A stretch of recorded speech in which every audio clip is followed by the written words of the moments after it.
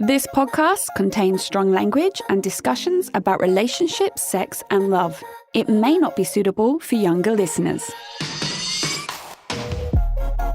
This is the Sex and Singapore City podcast, and I am Nick Selena. Hello everyone, happy Monday evening and welcome to another episode of my podcast. Hope you're all doing well, had a great weekend, really pumped for this week. I'm going to bum you all out with a little bit of a negative spin episode, but it's also very, very necessary. Tonight, we're going to talk about friendship. Has your friendship sailed away? 10 pointers to know on when to dump your mate. Now, I always talk about relationships and couples and sex and love, but relationships span beyond that, of course. Family, friends, colleagues, and actually your friendships play such a big part in who you are and your lifestyle day to day as your relationship does. And sometimes we can be friends with people and not realize that we should kind of let that one go. It's the same as having to part ways with a partner, dump someone, stop dating someone. Friendships need to be evaluated honestly in the same vein. Don't just be like, well, we were friends since we were 5. Okay, but now you're 25 and it really isn't doing you any good anymore. So I want to offer you 10 nuggets of wisdom on when to know to let go. When do you have to say goodbye to that friend? Okay, I hope this helps. Point 1. When you withdraw contact and realize you were the only one who instigated communication and or made plans. Do you find that there is always one friendship where you are invest? Hey, honey, how are you? Hey, babe, what you up to? How are you doing? Oh, how was last week's trip to the salon? What are you doing this weekend? How's your dog? And whilst they always respond, they never text you out of the blue. Hey, girl, how you doing? I just thought I'd see how you are. Have you ever noticed that? There are some friendships where when you stop your contact and you withdraw, silence. You realize you're the sole one holding that together. That's a real big pointer for me. I think friendships should be equal measure. And especially when I emigrated, I actually did realize there are some friendships where I was the one putting in all the effort. And it's not even just emigration. If you move jobs or if you change cities or anything like that where the friendship isn't immediately around, it takes a lot more work and effort to maintain that friendship. If you start to see, oh my God, I am always the one texting.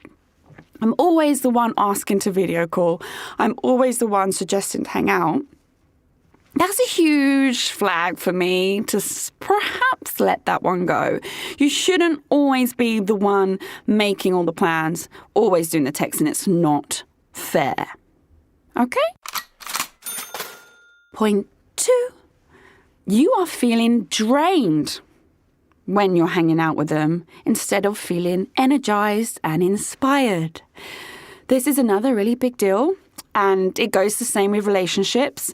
When you're around this person, you are depleted afterwards. You're tired. You're feeling very negative. You're miserable. You're low. If there is a constant pattern with one of your friends where this is how you always feel after a period of time with them, that's a problem. Friendships really, they're just amazing. Good friendships build you up.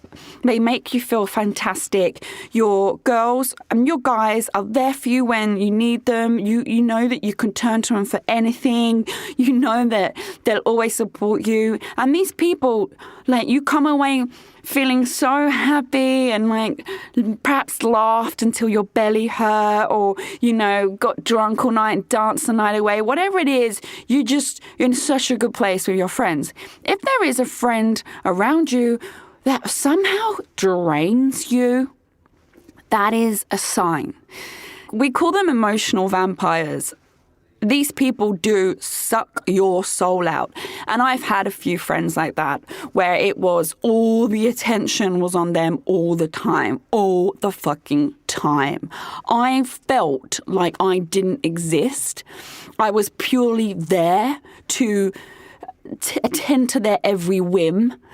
I was like a couple of friends, I was a bit concerned about how they would react to me if, like, perhaps I said no, or I didn't want to go out, or, you know, I was just perhaps, like, disagreeing with their opinion. And it was, I was on eggshells. I'm like, hang on a minute. I'm a grown fucking woman. This is not okay. I don't need this in my life.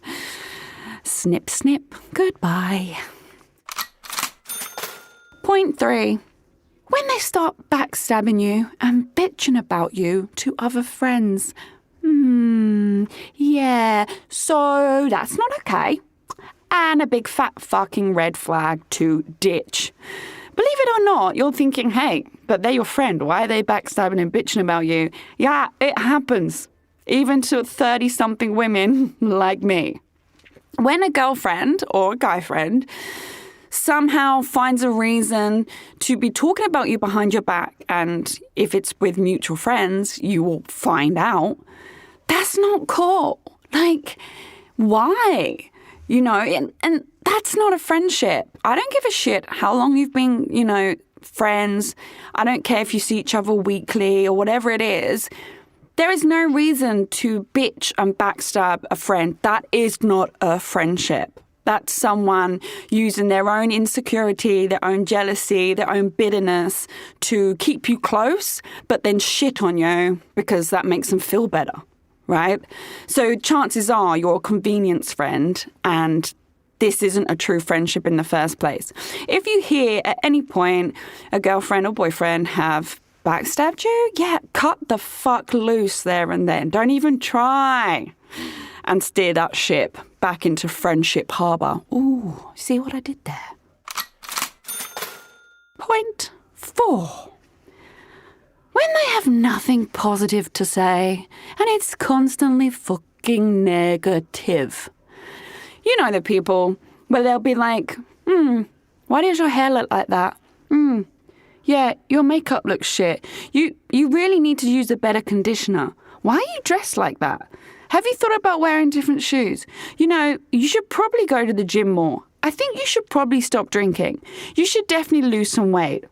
There is, of course, a fine line between being, you know, encouraging and supportive of someone who perhaps needs help. Along the way, we and our friends, we will all help each other. And if someone's down or someone's gone down a bad path, we are there to be like, I love you. I think this is perhaps what you should do to try and help you move forward or whatever. That's fine.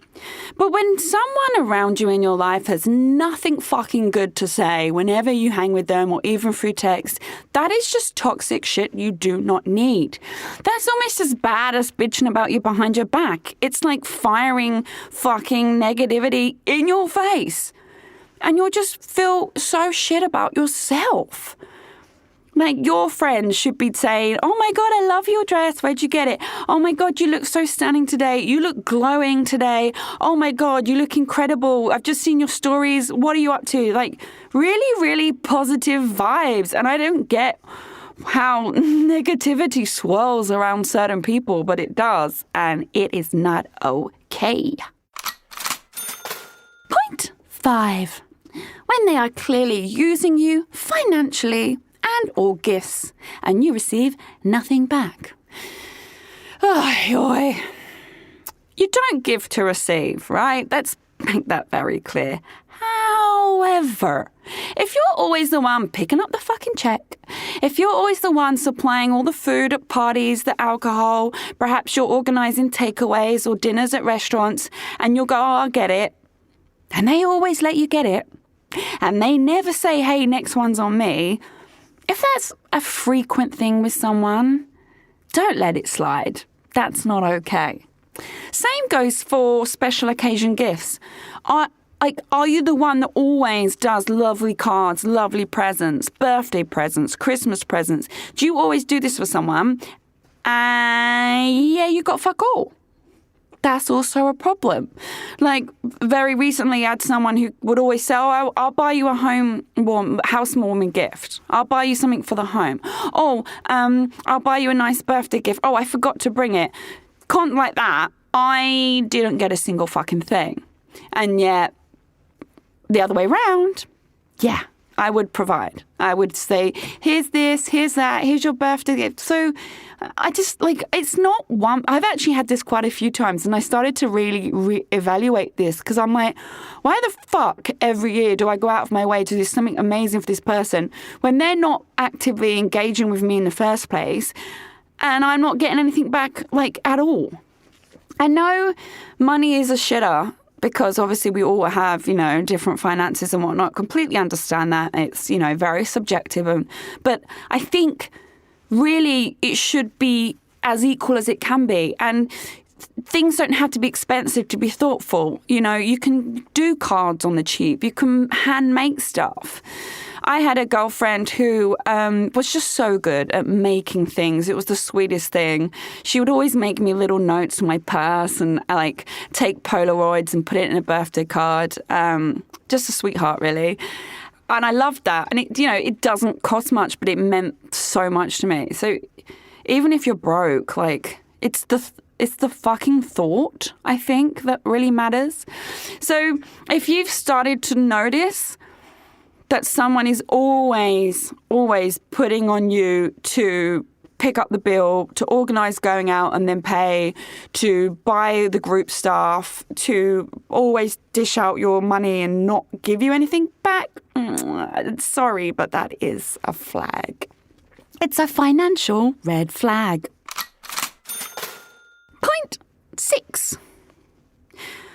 When everyone else in your life expresses a negative opinion about that person. Now, I am, as we're well aware, very clearly about my own thoughts and opinions on my life, and I'm very headstrong, and I certainly do not let someone else tell me how to live my life, who to hang out with, who to date, etc. How fucking ever. If everyone else in your life says something like, oh, I don't know how I feel about that person, or she gives me really negative vibes, yeah, I'd be careful about that one if I were you. Oh, yeah, honestly, hanging about with her is really not doing your rep any favour, or she's a bad egg, stay away. If these are comments that you're getting from different sources around you, it might be worth listening to them, mightn't it? I'm not just talking about one. Say, I don't know, your mum doesn't like her. Oh, her skirt's too short. Get rid. Oh, poor mothers. Yeah, say that's fine. But if you have multiple people that have been in your life a while that you trust, that you love, and they don't have a positive opinion about a certain friendship of yours, it might be worth listening to them and perhaps taking their opinions on board. Because often when it comes to toxic, damaging relationships, when we're in it, we can't see how bad it is for us. And it usually takes someone on the outside to actually point that out. And then when you're out of it, you're like, shit, that was fucking awful. So yeah, listen up. Point 7. When that person encourages behaviour in you that is not true to who you are. For instance, do you have a friend that always has to get pissed up? You don't see her sober. If you want to see her or him, you have to be drunk. You have to go out. You have to get smashed. If it's like that's the only thing you guys do together and that's actually not what you want to do, then you really do have to evaluate that friendship. And it's not just alcohol related. It's anything where your friendship with someone basically means you don't feel like you're being true to yourself. And perhaps you're over accommodating for what they like, for what they want, for their needs. And it's that detriment to who you really are, to the core. But you're doing it anyway because you're a nice person and you obviously value the friendship. But if that's ongoing, that will have an effect on you. You really need to make sure in your life the people around you uplift you, support you, and really your inner core and being of who you are just shines through 24/7. That's kind of the goal. Friends, family, relationships, everything is to put you in line with your true self, your most happy, positive, loving self. And if someone's in that circle that always makes you have to be someone you're not, it might be time to snip them out of your circle. Just saying. Point 8. When this person doesn't actually listen to you. Conversations are a two-way street. Yo, this is the fucking worst. When you're like, oh, yeah, I had a bad day. This happened. Then they're like, oh, sorry, babe. Yeah, this happened to me actually today. Or when you're like, yeah, I'm kind of really suffering. Like I'm going through a breakup, or school's getting me down, or work is doing it, and they're like, oh, yeah. So anyway, I was just calling you because I have such a big problem. You know the vibe where it's like, I'm listening, but I'm not fucking listening. This is one of my personal bugbears. I always ensure with conversations with people that I love that I'm invested in them. Even to the point one of my girlfriends is currently out of the country and her cat's not very well. And I'm still like, you need to let me know how well your cat is. I need to know. You text me from wherever you are in Europe and tell me about your cat in Singapore because I need to know if he's okay. If anything gets worse, I will go get him from wherever he is. Like, I will always actively check in, you know. And it's not just in periods of my friend's life where it's a big thing, like my girlfriend just gave birth. I will, you know, of course I'll be right round there. If my girlfriend's having surgery, I'm going to go and pick her up from the hospital. I'm like that, but I'm also always checking in. I don't hear from you. How are you? Checking you're not dead. Lol. Hi. Probably really annoying, actually. But I always want to make sure that, like, I'm listening to them. I'm here for them, you know, and if they're going through a bad time, I'm like, you always text me. Call me, text me. I don't give a shit what time it is. You know, I'm here for you. And I will always try and make sure that I communicate and I listen to them. And God, I would hate it if someone ever thought I was the kind of friend that just talked about myself and switched every conversation back to me, because I've been on receiving ends of these people my whole fucking life. And it's just, you're in the end, you're like, I just don't want to talk. What is the point in talking? This is your platform. Go straight ahead. Like, fucking, there is no conversation, is it? 'Cause a conversation, you know, is for two people. And this is just a fucking monologue.